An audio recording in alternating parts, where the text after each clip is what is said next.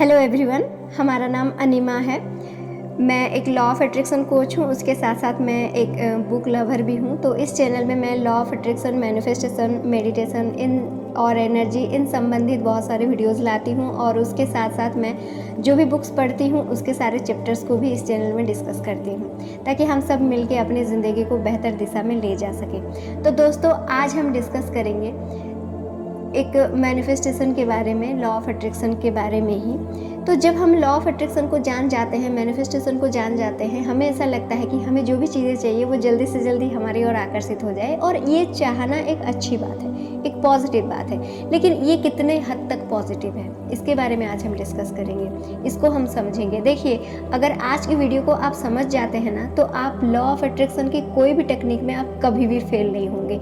Manifestation की कोई भी टेक्निक आपको कभी भी परेशान नहीं करेगी, आप कभी भी इम्पेशेंस नहीं फील करेंगे अगर आप आज की वीडियो को अच्छे से समझ जाते हैं। सो प्लीज़ ध्यान से देखिए और अच्छे से देखिए, एंड तक देखिए, ताकि आपको कॉन्सेप्ट अच्छे से समझ में आ जाए। ठीक है, चलिए देखिए दोस्तों, जब हम कोई चीज़ जल्दी पाना चाहते हैं तो इस चाहत के पीछे हमारा इमोशन क्या है। अगर आप पॉजिटिवली एक्साइटेड हैं, उस चीज़ को पाने के लिए एक्साइटेड हैं, आप अपने आप को उस स्पीड में तैयार कर रहे हैं, अपने वाइब्स को उस स्पीड में बढ़ाने के लिए आप इनर वर्क उस स्पीड में कर रहे हैं, तो ठीक है। लेकिन अगर आप ये सारी चीज़ें नहीं कर रहे हैं और चाहते हैं कि चीज़ें मेरी ओर जल्दी से जल्दी आकर्षित हो जाए, तो इसके अंदर, इस चाहत के अंदर हमारा नेगेटिव फीलिंग्स छुपा हुआ होता है। कैसे?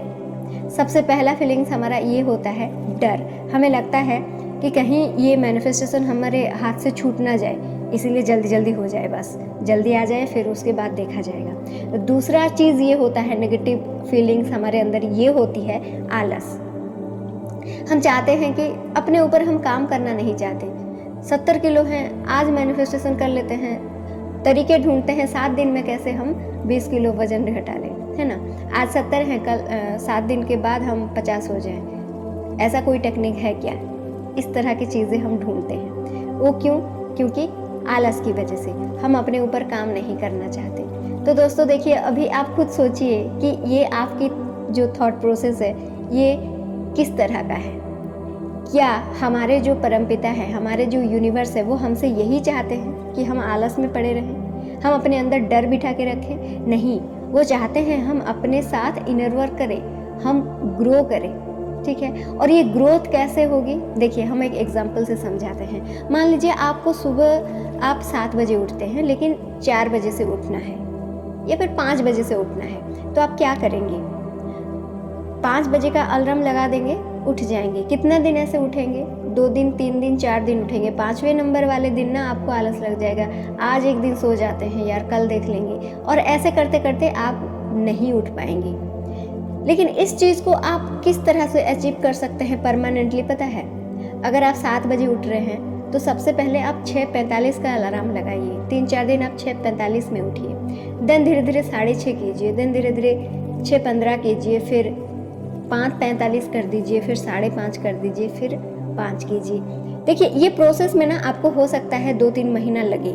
धीरे धीरे धीरे धीरे 15-15 मिनट, 15-15 मिनट कम करते जाइए, 2-3 महीना लगे। लेकिन जो 3 महीने बाद आप जब 5 बजे उठेंगे ना, तो उसके बाद आप 5 बजे ही उठेंगे, आपको और आलस नहीं आएगी, या फिर क्योंकि आपके अंदर एक पैटर्न बैठ जाएगी। ठीक है, तो ये बात मेरा बोलने का मतलब ये था, ये एग्जाम्पल देने का मतलब ये था कि हमारे बॉडी को उस जो पुराना पैटर्न है, उस पैटर्न को बदलना होता है, एक नए पैटर्न को सीखना होता है। सीखने के बाद उसको अभ्यास करना होता है, उसको हैबिट में कन्वर्ट करना होता है। और ये जो प्रोसेस है, इस प्रोसेस में थोड़ा सा टाइम लगता है। ठीक है, और ये प्रोसेस हर जगह पर होती है। जो हमारी पुरानी थॉट प्रोसेस है, जो हमारे ट्रॉमास हैं, जो हील नहीं हुए हैं, उनको हील होके हमें एक नए थॉट को अपने अंदर इंस्टॉल करने के लिए टाइम लगते हैं। और वो जितना टाइम लगना है उसको लगने देना चाहिए, क्योंकि जब एक बार हम उस प्रोसेस को एंजॉय करते हुए अगर हम सक्सेस हो जाते हैं उस नए थॉट को इंस्टॉल करने में, तो मैनिफेस्टेशन बहुत जल्दी हो जाएगी। तो लॉ ऑफ अट्रैक्शन आपके लिए जल्दी काम करेगी। जो चीज़ें आपके पास आएगी आप उसको अच्छे से संभाल पाएंगे, वो आपके साथ परमानेंटली रहेगी, है ना। तो इस बात को समझिए, उस प्रोसेस को जितना टाइम लगना चाहिए उसको लगने दीजिए। हाँ, आप एक काम कर सकते हैं, अपने इनर वर्क की स्पीड को बढ़ा सकते हैं। यानी कि अगर आप कम मेडिटेशन कर रहे हैं तो मेडिटेशन को बढ़ा दीजिए, ग्रैटिट्यूड प्रैक्टिस ज़्यादा कीजिए, अपने कोचेस के साथ ज़्यादा टाइम बिताइए, उनके साथ ज़्यादा कंसल्टेशन लीजिए, उनको अपने प्रॉब्लम को लेके और अच्छी तरह से अपने प्रॉब्लम को फेस कीजिए, उनके साथ मिल के बैठिए। इस तरह की चीज़ें आप स्पीडली कर सकते हैं, ज़्यादा कोशिश कर सकते हैं। लेकिन हाँ, जो रिज़ल्ट है उसको चेज़ मत कीजिए, उसको जल्दी में पाने की कोशिश मत कीजिए। आप डिवाइन पर भरोसा रखिए। जब आपका सही टाइम आएगा, जब आप तैयार हो जाएंगे, फुल्ली प्रिपेयर्ड हो जाएंगे चीज़ों को संभालने के लिए, अपनी चाहत को संभालने के लिए परमानेंटली, तो डिवाइन आपको दे देगी, क्योंकि उसके पास किसी चीज़ की कमी नहीं है। और देखिए, टाइम लिमिट तो डिवाइन के पास है ही नहीं, यूनिवर्स के पास है ही नहीं। आप जो भी चीज़ जिस टाइम मांगते हैं ना, वो आपको उसी टाइम ही दे देती है। ठीक है, बस आपको संभालना आना चाहिए, ये होता है। तो जब हम ये सारी बातें बोल रहे हैं तो आपके मन में ये सवाल हो सकता है उठ रहे होंगे कि कुछ लोगों को चीज़ें कैसे जल्दी मिल जाती हैं, कुछ लोगों को क्यों नहीं मिलती, हमें क्यों नहीं मिलेगी, उनका तो 1 महीने में हो गया, उनका तो 7 दिन में मैनिफेस्टेशन हो गया। देखिए, इसको हम एक अच्छे एग्जाम्पल से समझ सकते हैं।